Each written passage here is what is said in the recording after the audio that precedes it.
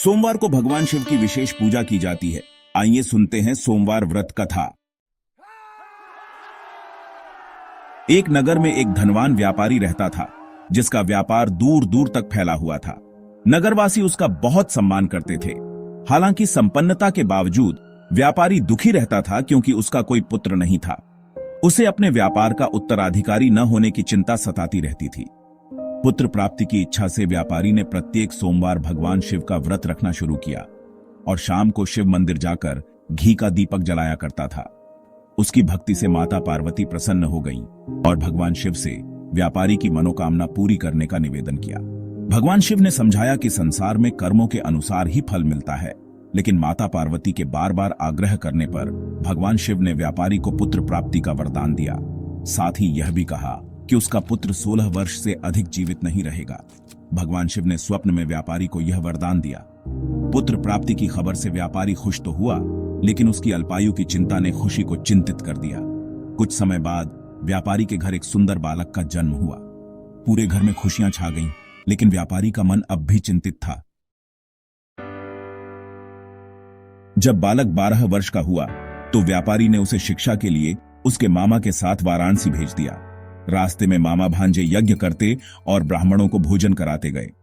एक नगर में पहुंचने पर, जहां राजा की बेटी का विवाह हो रहा था, वर के पिता ने व्यापारी के पुत्र को राजकुमारी से विवाह करने के लिए तैयार किया। विवाह के बाद लड़के ने सच बताते हुए राजकुमारी की चुन्नी पर असलियत लिख दी। राजकुमारी ने दूसरे वर के साथ जाने से इनकार कर दिया। लड़का वाराणसी पहुंचा और पढ़ाई शुरू कर दी। जब वो 16 वर्ष का हुआ तो यज्ञ के बाद ब्राह्मणों को भोजन कराया। उसी रात शिवजी के वरदान के अनुसार उसकी मृत्यु हो गई। मामा के दुख ने भगवान शिव और माता पार्वती का ध्यान आकर्षित किया। माता पार्वती के बहुत आग्रह करने पर भगवान शिव ने लड़के को पुनः जीवन दान दिया। लड़का अपनी शिक्षा पूरी कर मामा के साथ अपने नगर लौटा। रास्ते में वह उस नगर से गुजरा जहां उसका विवाह हुआ था। राजा ने उसे पहचान कर राजकुमारी के साथ उसे विदा किया। जब व्यापारी ने अपने पुत्र को जीवित और विवाहित देखा तो उसकी खुशी का ठिकाना नहीं रहा। उस रात भगवान शिव ने व्यापारी को सपने में बताया कि सोमवार के व्रत और व्रत कथा सुनने से ही उसके पुत्र को जीवन दान मिला। इस प्रकार जो भी भक्त सोमवार का व्रत करता है और विधिपूर्वक कथा सुनता है, उसकी सभी मनोकामनाएं पूर्ण होती हैं। अगर आप शिव भक्त हैं तो कमेंट में हर हर महादेव लिखना ना भूलें और इस वीडियो को लाइक करें। सोमवार की पूजा कैसे करनी चाहिए? सोमवार के व्रत में व्रती को सुबह स्नान करके भोलेनाथ की पूजा का संकल्प लेना चाहिए।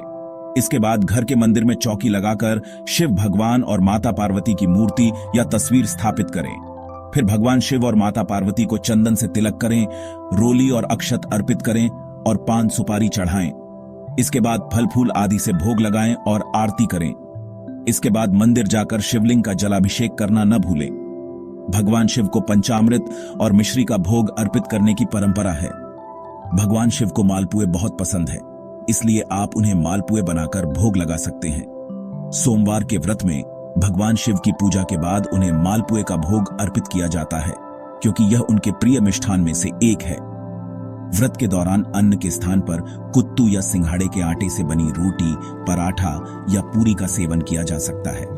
इस दिन सेंधा नमक का उपयोग करना चाहिए। हर हर महादेव। अगर आप शिव भक्त हैं तो कमेंट में हर हर महादेव लिखना ना भूलें और धार्मिक को फॉलो करें। वर्टिकल